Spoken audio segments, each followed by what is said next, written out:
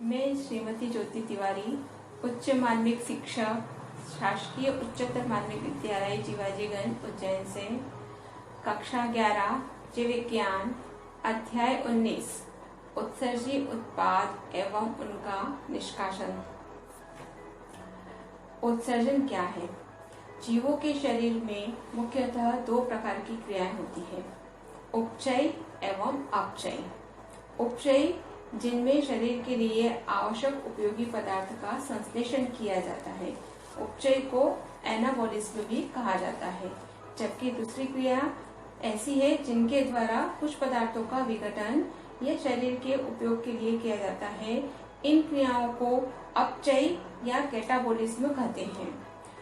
इन दोनों ही क्रियाओं को एक साथ उपापचय या मेटाबॉलिज्म क्रिया कहा जाता है। जीवों के शरीर में इन उपापचयी क्रियाओं के कारण कार्बन डाइऑक्साइड, जल, अमोनिया इत्यादि हानिकारक पदार्थ बनते हैं। इन पदार्थों को उत्सर्जी पदार्थ कहते हैं।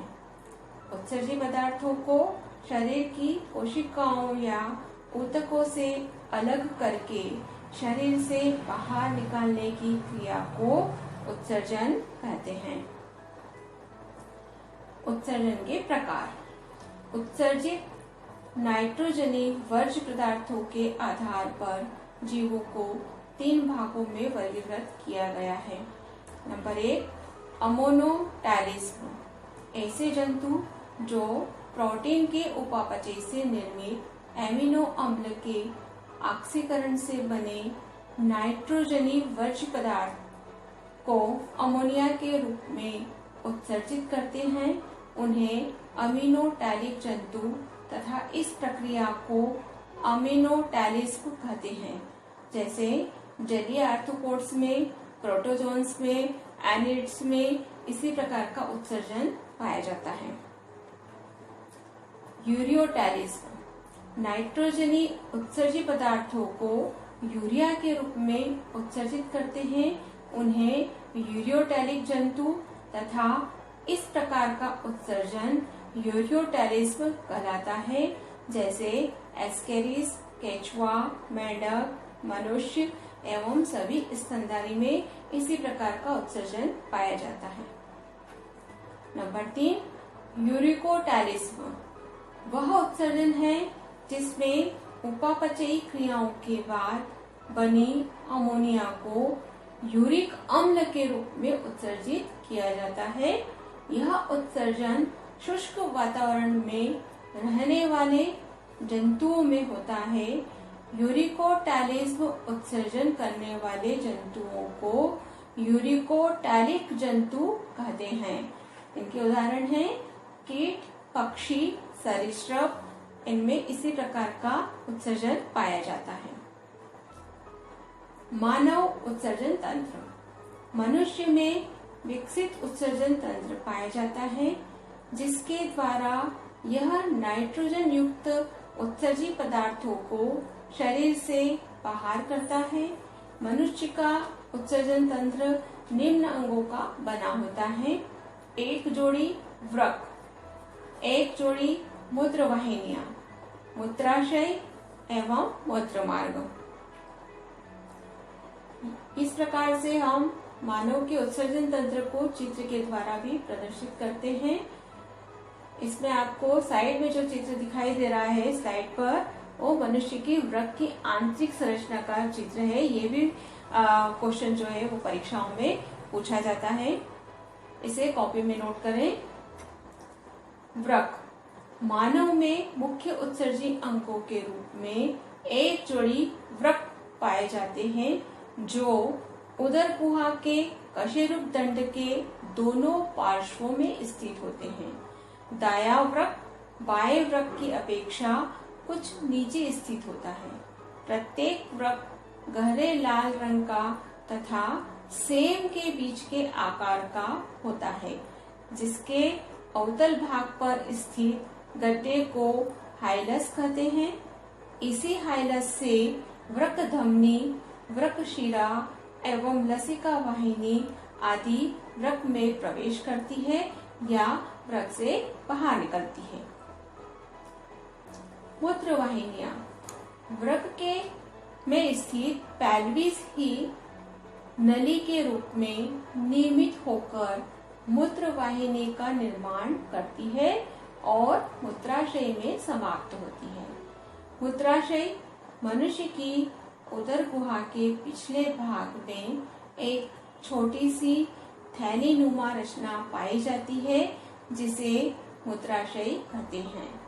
मूत्रमार्ग पुरुषों तथा स्त्री दोनों में ही मूत्राशय एक पतली नली द्वारा बाहर खुलता है जिसे मूत्रमार्ग कहते हैं। नेफ्रॉन की संरचना को देखते हैं। नेफ्रॉन वृक्क की संरचनात्मक इकाई है जो वृक्क की गुहा में स्थित संयोजी ऊतकों में लगभग 2 लाख की संख्या में रुधिर वाहिनियों, पेशी तंतुओं तथा तंत्रिकाओं के साथ स्थित होता है। प्रत्येक नेफ्रॉन में निम्नलिखित 3 भाग पाए जाते हैं: बोमन संपुट, स्रावी भाग एवं उत्सर्जी भाग। बोमन संपुट, इसमें कप के समान गड्ढा होता है जिसे बोमन संपुट कहते हैं। इस संपुट या कैप्सूल में कोशिकाओं का एक गुच्छा पाया जाता है जिसे ग्लोमेरुलस कहते हैं। बोमन कैप्सूल तथा ग्लोमेरुलस दोनों मिलकर मैल्पिगियन बॉडी कहलाते हैं। एक एफरेंट रीनल आर्टेरियोल कैप्सूल में प्रवेश करता है। यह केशिकाओं में विभक्त हो जाता है जो मिलकर ग्लोमेरुलस बनाते हैं और एफरेंट रीनल आर्टेरियल के रूप में बाहर निकलती है। रुधिर छनकर मैल्पिगियन बॉडी में पहुंचता है। स्रावी भाग, नेफ्रॉन के बोमन संपुट या कैप्सूल के पीछे का सारा भाग स्रावी भाग कहलाता है। यह भाग बहुत अधिक कुंडलित होता है। यह 3 भागों से मिलकर बना होता है।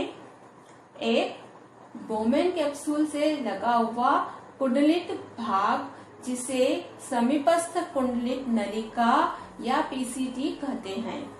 दूसरा, नेफ्रॉन के बीच यू के समान भाग हेनले का लूप कहलाता है। यह वृक्क के मेडुला में स्थित होता है। तीसरा भाग हेनले लूप के बाद का भाग दूरस्थ कुंडलित नलिका या डीसीटी कहलाता है। यह भाग वृक्क की संग्रह नलिका कलेक्टिंग डक्ट में खुलता है। उत्सर्जी भाग, उत्सर्जी भाग संग्रह नलिकाएं आपस में मेडुला में मिलती है और एक बड़ी नलिका बैलिनी नलिका बनाती है। यह रीनल पिरामिड से होकर गुजरती है एवं रीनल पेल्विस में खुलती है। इसमें नेफ्रिक फिल्ट्रेट से विभिन्न पदार्थ अवशोषित किए जाते हैं। यह चित्र भी आप अपनी कॉपी में नोट करें, ये महत्वपूर्ण चित्र है। मूत्र निर्माण की प्रक्रिया। मूत्र निर्माण एक जटिल प्रक्रिया है जो 3 चरणों में पूर्ण होती है: अति सूक्ष्म छंदन, पुनः अवशोषण एवं स्त्रावण। इसमें कभी कभी प्रश्न सिर्फ अति सूक्ष्म छंदन का भी पूछा जाता है, तो उसके साथ आपको ये डायग्राम जो बोमन संपुट का है ये बनाना अनिवार्य है। अति सूक्ष्म छनन, यह क्रिया वृक्क के बोमन कैप्सूल में होती है। ग्लोमेरुलस एवं बोमन कैप्सूल की भित्तियां आपस में सटी रहती है एवं छानने का काम करती है। अभिवाही धमनी से रुधिर जब ग्लोमेरुलस में आता है तो इसका दाब काफी बढ़ जाता है। इसे द्रव स्थैतिक दाब कहते हैं। यह दाब 70 mmHg होता है। इस दाब के कारण रुधिर में उपस्थित यूरिया, यूरिक अम्ल, ग्लूकोज, लवण एवं अन्य पदार्थ विसरित होकर बोमन कैप्सूल या संपुट में आ जाते हैं। इसे ग्लोमेरुलस फिल्ट्रेशन कहते हैं। पुनः अवशोषण। फिल्ट्रेट के वृक्क नलिका में आते ही अधिकतर जल तथा कुछ घुले पदार्थ नलिका की दीवारों द्वारा पुनः अवशोषित होकर उनके चारों ओर उपस्थित रक्त कोशिकाओं में आ जाते हैं।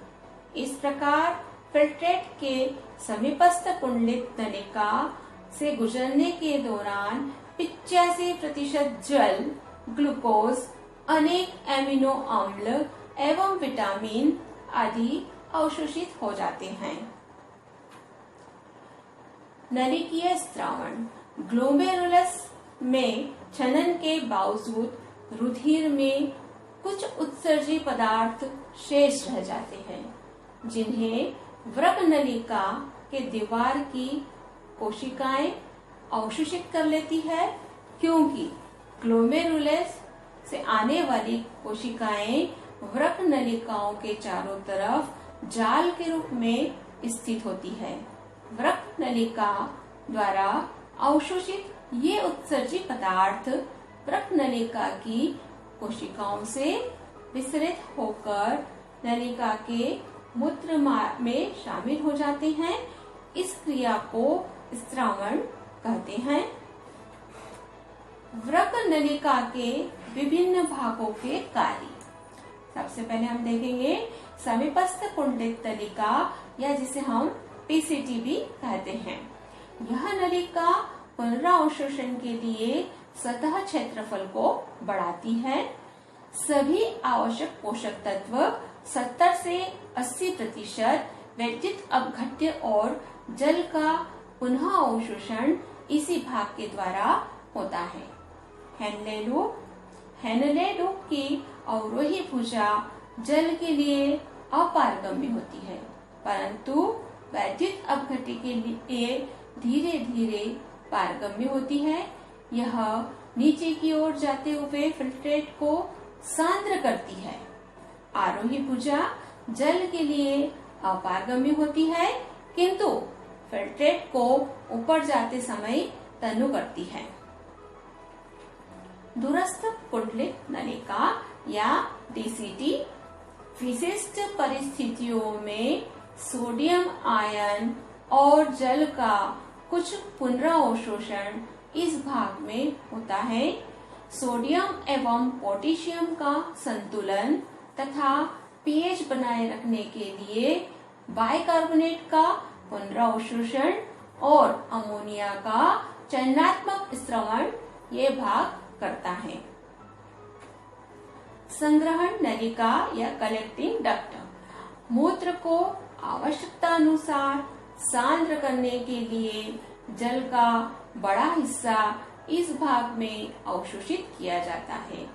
यह भाग मेडुलरी इंटरस्टिशियम की परासरणता बनाए रखने के लिए यूरिया के कुछ भाग को वृक्क के मेडुला तक ले जाता है। यह भाग पीएच का नियमन तथा हाइड्रोजन आयन तथा पोटेशियम आयन के चयनात्मक स्रवण का कार्य करता है। निस्यंद को सांद्रण करने की क्रियाविधि। स्तनधारी सांद्रित मूत्र का उत्पादन करते हैं। इस कार्य में हेनले लूप तथा वसा इरेक्टा महत्वपूर्ण भूमिका निभाते हैं। सोडियम क्लोराइड और यूरिया आदि का परिवहन हेनले लूप तथा वसा इरेक्टा की विशेष व्यवस्था द्वारा सुगम बनाया जाता है, जिसे प्रतिधारा क्रियाविधि कहते हैं। यह क्रियाविधि मध्यांश के अंतरकोशीय की प्रवणता को बनाए रखती है। इस प्रकार की अंतरकोशीय प्रवणता संग्रहण नलिका द्वारा जल के सहज अवशोषण में योगदान करती है और निस्यंद का सांद्रण करती है।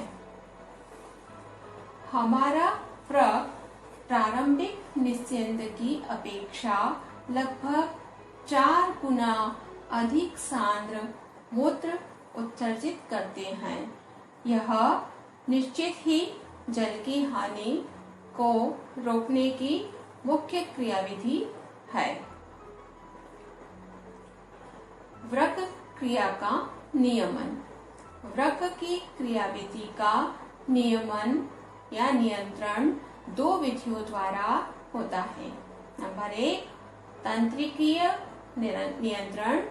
वृक्क के ऊतकों में तंत्रिका तंत्र की शाखाएं बिखरी रहती है। केंद्रीय तंत्रिका तंत्र इन तंत्रिकाओं द्वारा ग्लोमेरुलस की केशिकाओं के संकुचन तथा शिथिलन, इसकी दीवार की पारगम्यता और इनकी उपकला कोशिकाओं की अवशोषण क्षमता पर नियंत्रण रखता है। हार्मोनल नियंत्रण, एडीएच द्वारा नियंत्रण। यह हार्मोन रुधिर में तभी छोड़ा जाता है जब रुधिर की परसरता अधिक होती है। इस स्थिति में ऑस्मो रिसेप्टर कोशिकाएं प्यास को बढ़ाती है। इसके कारण डीसीटी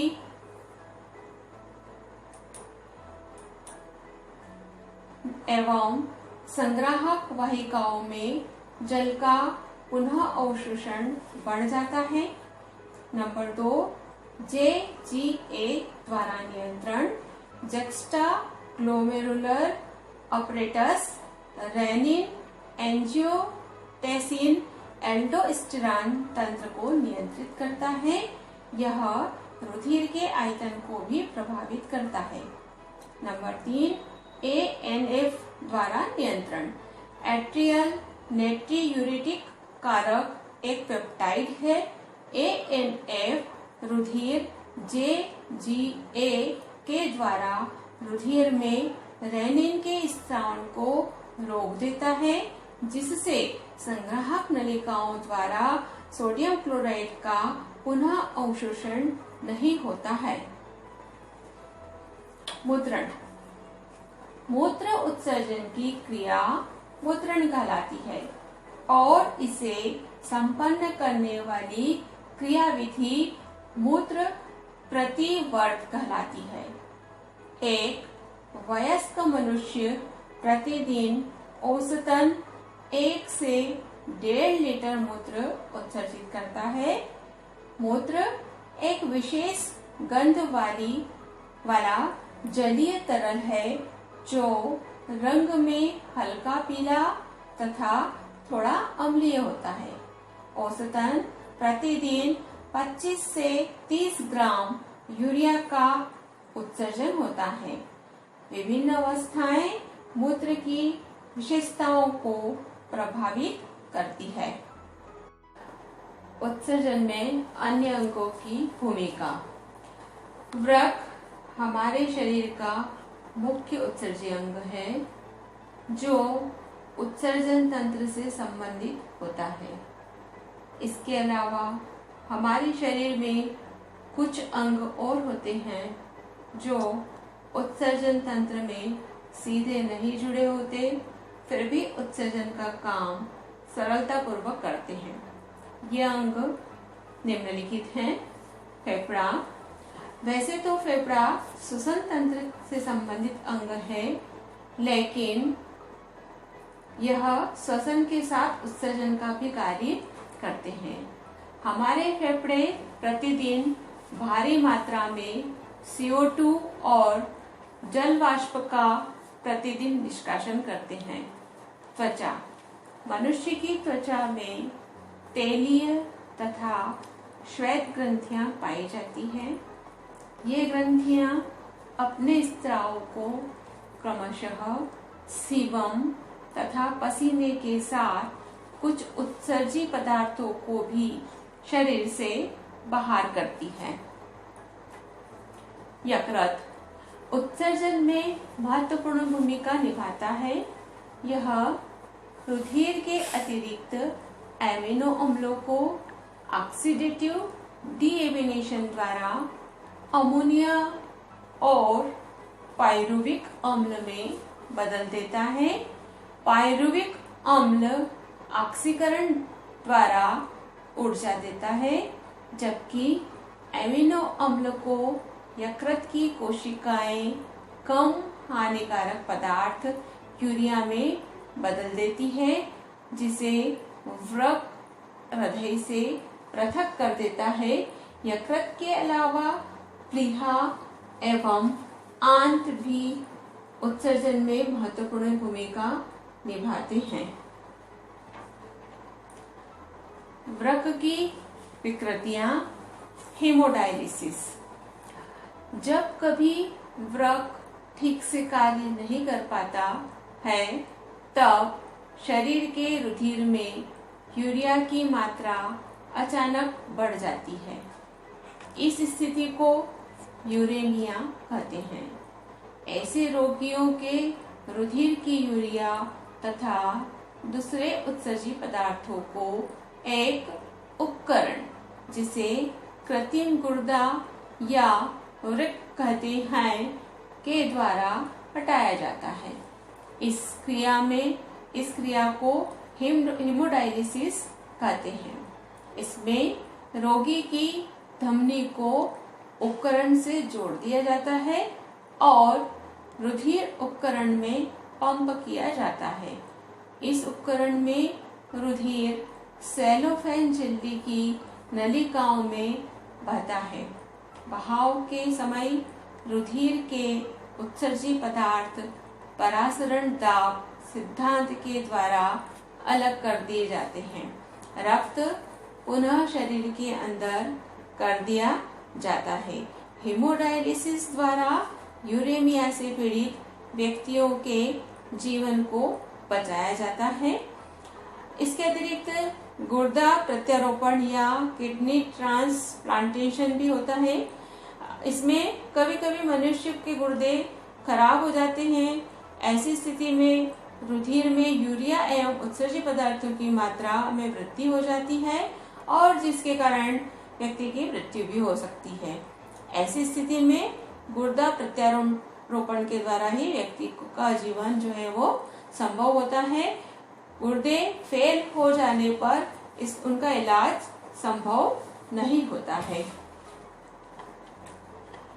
गुर्दे की पथरी। मूत्र में उपस्थित लवणों के अवक्षेपित होने से बने अघुलनशील पिंडों को पथरी या रीनल कैल्कुलाई कहते हैं। वृक्क अक्रियाशीलता। ग्लोमेरुलस तथा वृक्क नलिकाओं के अपकर्षित हो जाने के कारण वृक्कों की क्रियाशीलता समाप्त हो जाती है। ग्रसित रोगी के रक्त में यूरिया की मात्रा बढ़ जाती है, तब इसे यूरेमिया कहते हैं। वृक्क शोथ या नेफ्राइटिस, यह वृक्कों की क्रिया पद्धति को प्रभावित करता है। परिणाम स्वरूप वृक्क अक्रियाशीलता, मूत्र निर्गत में कमी आदि दशाएं निर्मित होती हैं। आइए अब हम कुछ अभ्यास के प्रश्न देखते हैं। मूत्र में उपस्थित वर्णक का नाम बताइए। मूत्र में उपस्थित वर्णक का नाम यूरोक्रोम है। इस वर्णक के कारण ही मूत्र का कलर हल्का पीला होता है। मूत्र में सोडियम एवं पोटेशियम के उत्सर्जन को कौन नियंत्रित करता है? तो सोडियम एवं पोटेशियम के उत्सर्जन को एल्डोस्टेरॉन हार्मोन नियंत्रित करता है। वृक्क नलिका के उस भाग का नाम बताइए जो एडीएच द्वारा उत्तेजित होता है। वृक्क नलिका के उस भाग का नाम दूरस्थ कुंडित नलिका या डीसीटी है, जो एडीएच द्वारा उत्तेजित होता है। मूत्र निर्माण को नियंत्रित करने वाला हार्मोन कौन सा है? मूत्र निर्माण को नियंत्रित करने वाला हार्मोन वैसोप्रेसिन है। मनुष्य का मुख्य उत्सर्जी पदार्थ क्या है? मनुष्य का मुख्य उत्सर्जी पदार्थ यूरिया है। हाइड्रा, कॉकरोच, प्राण के उत्सर्जी अंगों के नाम लिखिए। हाइड्रा में शरीर की कोशिकाएं उत्सर्जी अंग का कार्य करती है। कॉकरोच में मैलपीगी नलिकाएं उत्सर्जन का कार्य करती है। प्राण में ग्रीन ग्लैंड कोशिकाएं होती है जो उत्सर्जन का कार्य करती है। हेनले लूप क्या है? नेफ्रॉन की यू आकार की नलिका को हेनले लूप कहते हैं। वृक्क की संरचनात्मक इकाई क्या है? वृक्क की संरचनात्मक इकाई नेफ्रॉन है। यूरिया का निर्माण कहाँ होता है? यूरिया का निर्माण यकृत में होता है, इसीलिए यकृत को उत्सर्जी अंग भी माना जाता है। यूरिया के निर्माण यकृत में किस चक्र के द्वारा होता है? तो यूरिया के निर्माण जहाँ पर यकृत में होता है उस चक्र को हम आर्निथिन आर्जिनिन चक्र कहते हैं। आज के लिए इतना ही। धन्यवाद।